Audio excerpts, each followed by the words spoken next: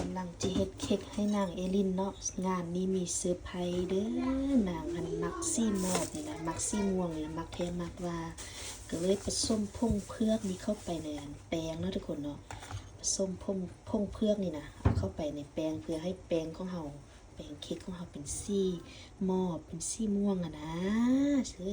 บ่ให้นางฮู้เด้อมื้อนี้พากันเฮ็ดเค้กเตรียมไว้ให้วันเกิดเอลินเด้ออบออกมาแล้วเรียบร้อยแล้วเนาะไปส่งเอลินป้าเอลินเพิ่นเฮ็ดท่าเอลินหันบ่ทันได้ถ่ายคลิปตอนที่เพิ่นตีผสมเนื้อเค้กอย่างนี้เนาะเพราะว่าออกไปส่งเอลินกลับมาแล้วเพิ่นเฮ็ดแล้วเรียบร้อยท่าแล้วได้ส้มหน้าตาซอสเค้กมะพร้าววันนี้เราก็จะไปเตรียมปาดเค้กกันเลยทุกคนวันนี้จะมาตีครีมเพื่อที่จะไปปาดตกแต่งเค้กเนาะก็จะมีวิปปิ้งครีมนี่ใส่250 ml 1ขวดนี่แล้วก็มัสคาโปนจิผสมมัสคาโปนนำเนาะเพื่อให้เนื้อครีมของเฮามันมีความเนียน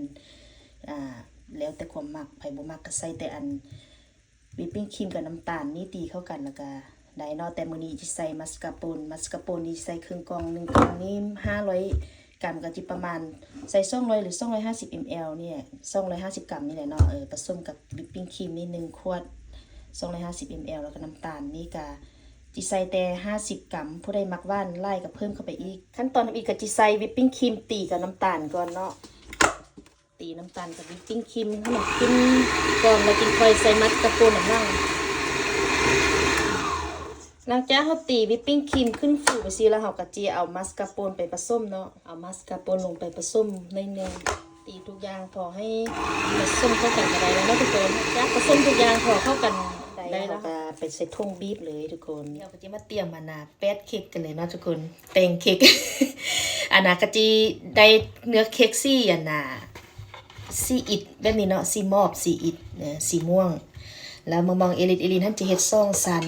เฮ็ดแบบนี้ทางถึงท่านจะเจาะทางกลางแบบนี้เด้อเพราะว่าให้เป็นแบบทางถึงทางกลางนะให้มันเป็นแบบเนื้อครีมมะพร้าวที่เฮากวนนะไส้มะพร้าวนะให้มันเป็นแบบลาวานิดนึงนะประมาณนั่นแหละนี่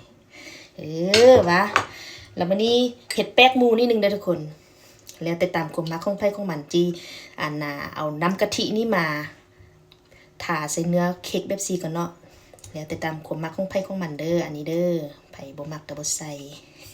เฮ็ดแป้งหมูสูตรของเฮาเองเนาะประมาณนี้ได้แล้วบีบครีมนี่ปาดทางหน้าถึงนิดนึงก่อนเอาล่ะเฮ็ดให้มันเป็นองค์ลงทางกลางนิดนึงเพื่อจะใส่ครีมมะพร้าวว่าละใส่ครีมมะพร้าว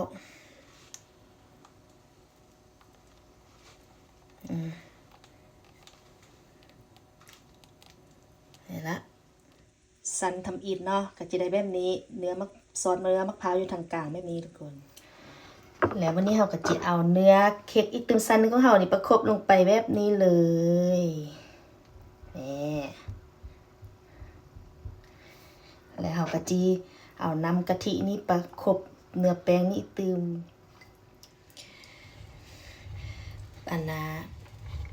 ปาดตกแต่งให้มันงามนิดนึงเนาะแป้งครอบนิดนึงเปื้อนยามมันเสร็จเอาทุกคนอย่าได้จีงามเฮ็ดเพื่อลูกจ้ะบ่มีหยังเกินความสามารถและก็เกินความพยายามเนาะลงมือเฮ็ดเป็นเมดทุกคนติดตามเบิ่งว่ามันจะหน้าตาแบบใดเด้อนี่ตอนนี้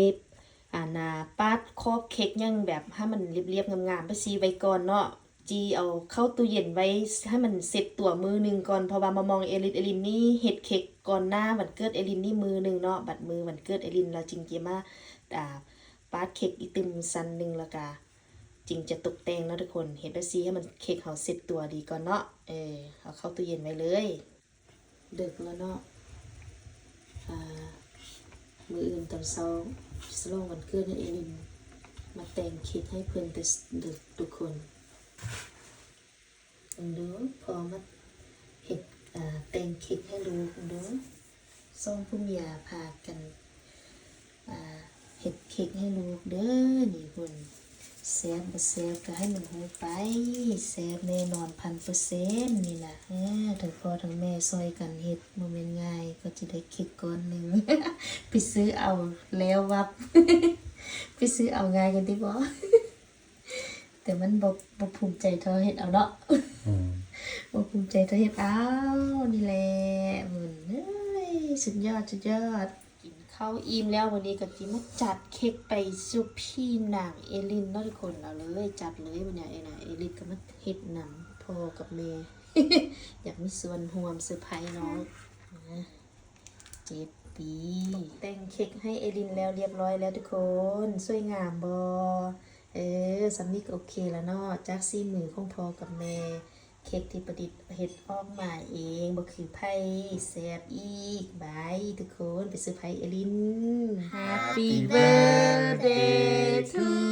you Happy birthday to you Happy birthday Happy birthday Happy birthday to you อธิษฐานให้ได้รับตา โอเคสู้ ชุบ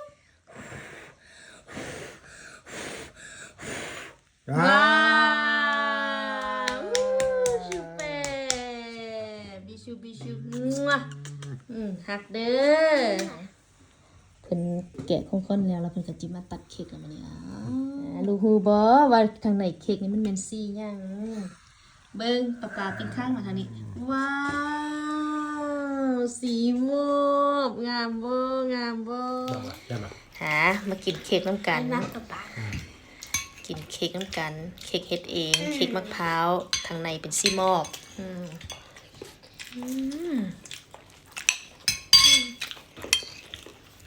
แซ่บ